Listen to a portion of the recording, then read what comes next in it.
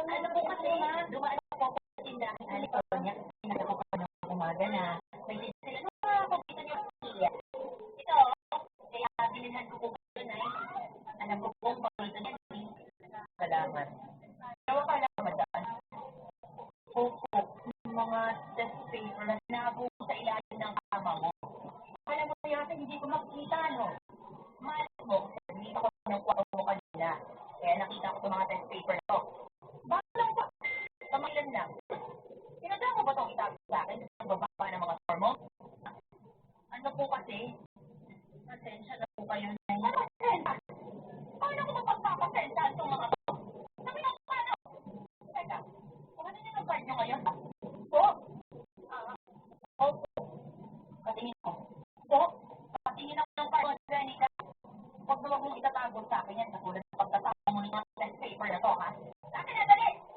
Dali lang po. Pupunin na lang po sa bagay.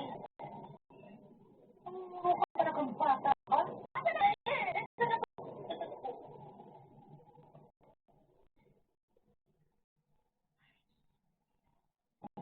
ang sabi ko, ako ka ba? Kasi mga bobo naman na nakakuha ng mga ganitong braso. Pati na yung ganitong sabi. Sobra ng pagkakama na eh. Sobra na kung sobra.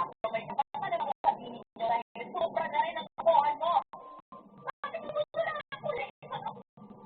Sakto lang din naman po yung mga kuya. Hindi naman ganun kataas. Pero bakit ako lang po yung pinapagalitan ninyo? Grabe naman po kayo magalit sa akin. Dahil wala naman po akong bagsak. Naku, mga kuya, ha? Nagsabi lang naman po ako ng kapanan sa kuya mo. Marami na sa kanyang gawin. Kaya sa'yo. Magaling sa mga pagkain mo? Kaya magalit sa eskwela.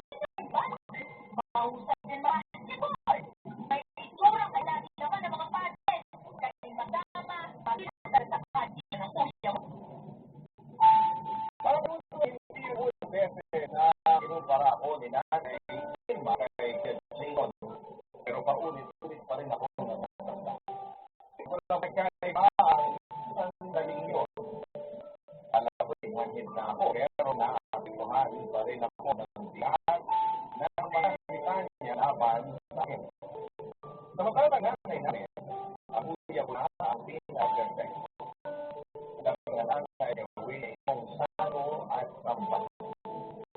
Sa tala, ulit man niya sa akin ay kapaligtaran ng mga magagandang bagay niya sinanan. Manaramdam ko tuloy na nananaw ng puwang sa pamilya namin dahil wala ang isang may paborito sa akin. At forward, sa kabila ng unfair treatment na sa akin, ay nagsikap pa rin po ang buhay para makapagtapos sa araw. At makagtrabaho. Pero wala simula. Ang mas mabigat kong mga problema, papanudo.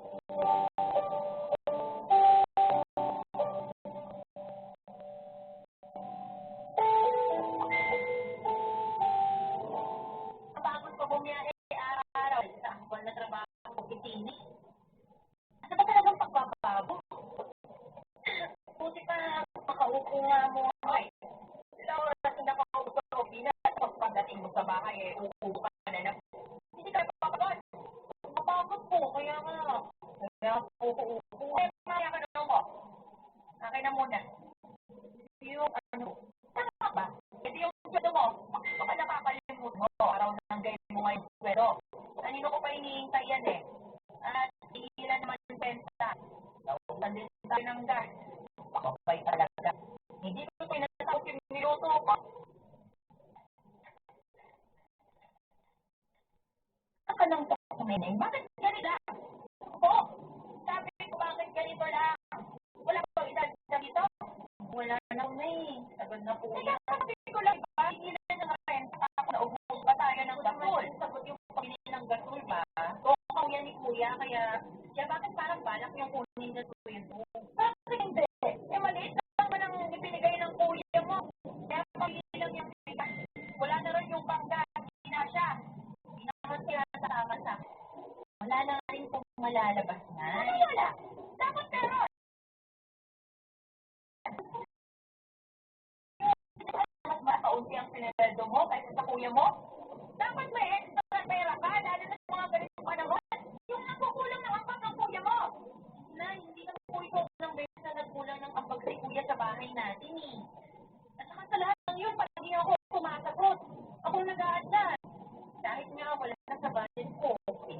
magbigay.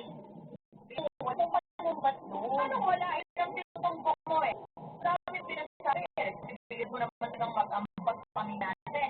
Pero responsibilidad ko ng kuya yun. Kaya bakit ako lang yung pinutok nyo na eh? Pag kuya, talagang naambag. Kaya kuya, wala nang kalma siyang sinabi. Kaya pag ako, nakatukasin mo yung apo sa iyo. Sige, may pinagdadaan sa ng kuya mo. Kaya nabanggit na niya sa akin na may gala sila ng girlfriend niya para raw sa anniversary nila, mag-beach na. Eh, syempre mapapagastos siya. Kaya ikaw na muna ang magbigay. Sige na ako. Paalala ko lang, huwag ka muna magpapamilya. Ha? Oo. Paano naman po napunta din ang usapan na eh? Eh, gusto ko lang lahat. Kasi paano sa mo, hindi ka nga makapagbigay ng sobrino sa bahay. Magpapamilya ka. Papabayaan mo lang magiging anak ko. Kaya madalas sa isa-isa ang pera ko at wala na halos natitira sa akin, hindi pa masahe na lamang. Minsan nga ay pati yun, kinuha pa nila ay keso utang na daw siya sa isingin.